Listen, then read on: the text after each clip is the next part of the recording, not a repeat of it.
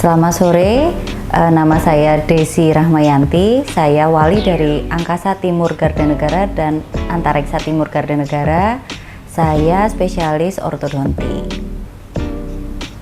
Nah, pertanyaan pertama, selama bulan Ramadan ini pola makan kita itu kan pasti berubah ya dokter.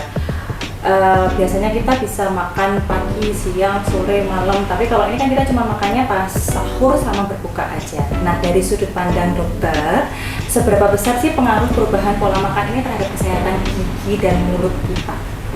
Jadi pada saat kita mengerjakan ibadah puasa, tentu saja kita akan mengurangi frekuensi dari makan, dimana ketika setiap hari kita akan makan tanpa mengenal waktu, ada snack time, ada makan pagi, siang, dan malam.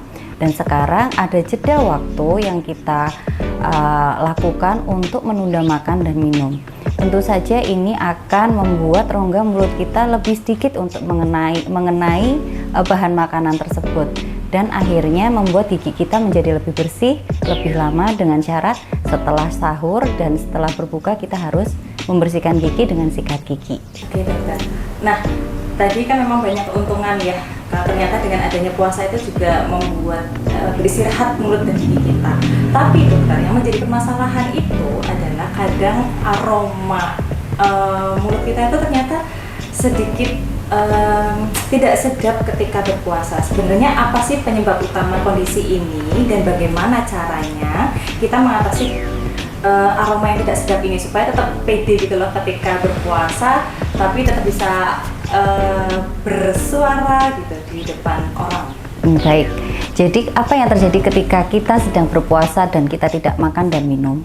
Itu yang terjadi adalah air liur yang ada di dalam mulut itu berkurang, jadi mulut menjadi lebih kering, lalu bisa membuat rongga mulut kita menjadi lebih beraroma tidak sedap jika ketika setelah sahur kita tidak menyikat gigi dan menyikat lidah, karena di lidah kita tuh ada banyak papila-papila di mana dia juga bisa menjebak sisa makanan untuk tetap bertahan di dalam rongga mulut.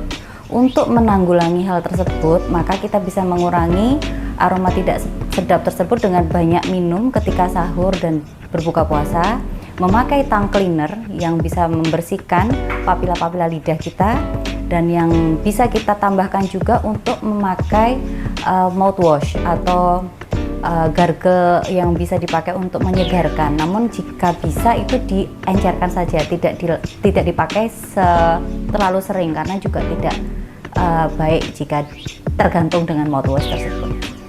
Dokter, nah puasa itu kan kita itu suka kalap ya kalau waktu berbuka terutama, dan seringnya kita itu memilih makanan dan minuman yang manis-manis.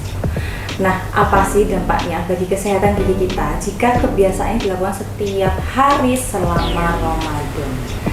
Baik, untuk berbuka dengan yang manis tentu saja itu sudah disunahkan oleh Rasulullah ya. Jadi memang kita biasanya lebih marem juga kalau berbukanya itu dengan yang manis-manis. Sebetulnya itu tidak masalah, karena seperti yang di awal ditanyakan bahwa frekuensi makan kita pun sudah berkurang. Lalu yang agak perlu dijaga adalah ketika di fase makan kita, ketika di fase bebas kita, sebaiknya tidak sepanjang malam lalu ngemil yang manis-manis terus-terusan, karena itu juga tentu saja akan meningkatkan resiko terjadinya karies lebih banyak dan plak-plak akan lebih mudah terbentuk pada makanan-makanan yang lengket dan manis. Oke, pertanyaan keempat dokter, tadi mengenai tips yang pertama, sebenarnya ada salah satu kondisi supaya bau mulut kita tidak aromanya tidak sedap, terus kemudian karena pilihan makanan kita itu yang manis-manis. Nah, ada nggak sih waktu-waktu yang tepat sebaiknya kapan sih kita harus menggosok gigi dan bagaimana caranya menggosok gigi itu yang baik seperti itu? Oh baik, jadi ketika dilakukan puasa, maka pembersihan dilakukan setelah sahur, lalu setelah berbuka, dan yang pasti sebelum tidur. Itu juga bisa kita tambahkan dengan dental floss, karena dental floss itu sangat berguna sekali untuk menghilangkan sisa-sisa makanan yang berada di sela-sela gigi, karena pada kebanyakan jika dilakukan sikat gigi saja masih ada sisa-sisa makanan yang terselip di antara dua gigi. Jika boleh nanti akan ada sedikit waktu untuk saya menunjukkan bagaimana cara menyikat gigi yang benar.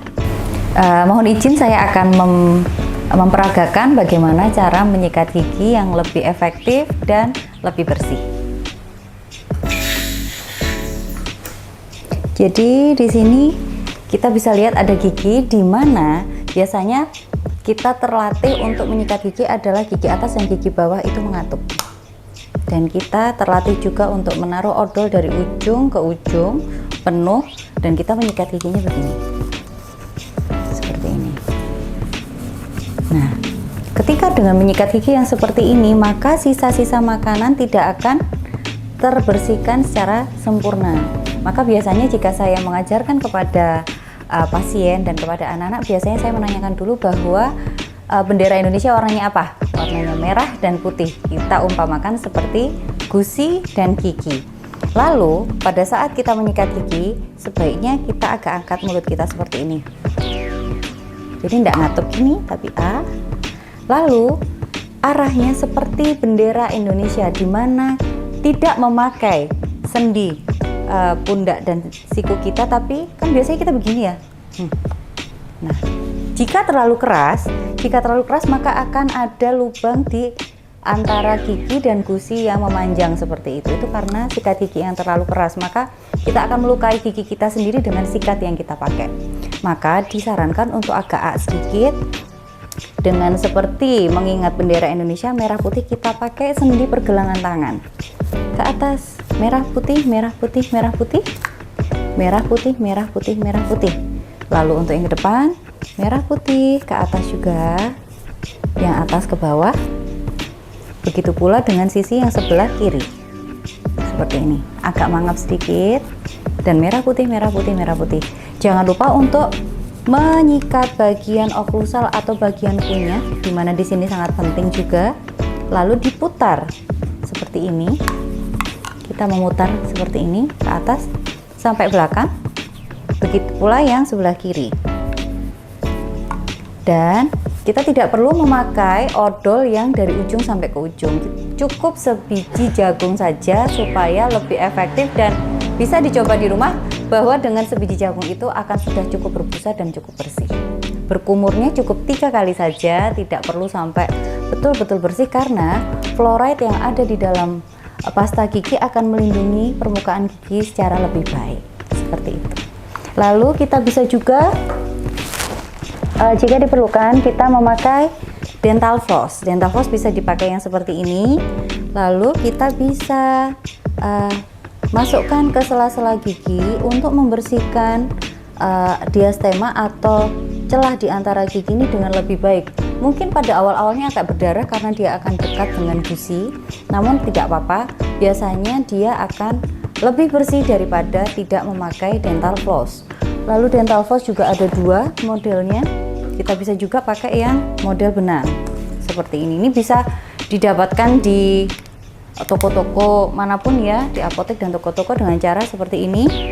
Lalu kita ada hal terpenting yang biasanya dilupakan, yaitu jika sikat gigi lebih baik jika kita pakai cermin, maka akan lebih bersih. Oke dokter, terima kasih, tadi penjelasannya sangat detail sekali mengenai bagaimana kita harus menjaga gigi kita. Nah dokter, berikan kami pesan seberapa penting sih kita harus menjaga kesehatan gigi dan mulut kita supaya nanti sampai tua pun kita bisa tetap makan daging, tetap makan yang enak seperti itu. Ya, buat terutama untuk siswa-siswa atau adik-adik di sini ya, yang pasti giginya lebih utuh daripada yang sudah sepuh-sepuh seperti saya gitu. Jadi kalau bisa perlu dipahami bahwa Allah memberikan kita gigi adalah organ yang paling keras di dalam tubuh. Maka dengan beribadah kepada Allah pun juga kita bisa dengan cara menjaga organ tubuh kita sebaik-baiknya sebagai rasa terima kasih kita kepada Allah. Kita harus membersihkan gigi dengan baik, dengan pagi setelah makan pagi dan malam ketika sebelum tidur saat tidak berpuasa, lalu menggunakan dental floss, lalu memakai pembersih lidah, serta tidak terlalu banyak makan manis. Boleh makan manis, boleh, tapi jangan lupa untuk membersihkan, karena itu merupakan, gigi merupakan aset yang sangat berharga di segala aspek kehidupan kita. Pemeriksaan ke dokter gigi diperlukan tidak hanya ketika kita sedang merasa gigi kita bermasalah. Pembersihan karang gigi pun bisa dilakukan secara rutin. Apabila kita melakukannya secara rutin, maka kita akan bisa menjaga kesehatan gigi, melakukan hal-hal yang perlu dilakukan sebelum gigi lubang terlalu jauh, dan pemeriksaan tersebut bisa dilakukan 6 bulan sekali.